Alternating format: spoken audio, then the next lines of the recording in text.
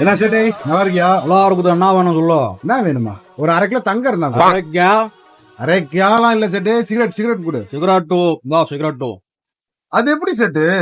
அடகு கடை வச்சீங்க, அப்புறம் துணி கடை வச்சீங்க, அப்புறம் நகை கடை வச்சீங்க, அப்புறம் மொபைல் கடை, மரக்கடைன்னு மளிகை கடை வரைக்கும் வந்துட்டீங்களே சேட்டு. எப்படி உங்களால மட்டும் இதெல்லாம் முடியுது?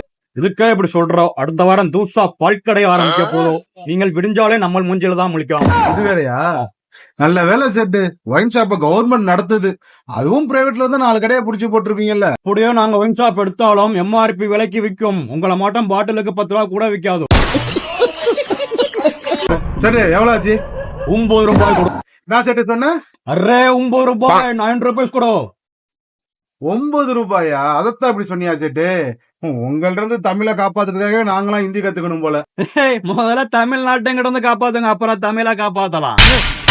நீ கேட்ட ஒவ்வொரு கேள்வி என்ன செருப்பால் அடிச்ச மாதிரி இருக்குடா. மாதிரி இல்ல, உண்மையிலே செருப்பால தான் அடிச்சது. அரே முதல்ல காசே கொடு. ஏய் மாப்ள நல்லா இருக்கு சேட்டு. கணக்கு எழுதிக்கோ வந்து. அரே சேட்டு இதையும் சேர்த்து கணக்கு எழுதிக்கோ. சாயந்தரம் வந்து தரேன். பகல் போச்சடிக்க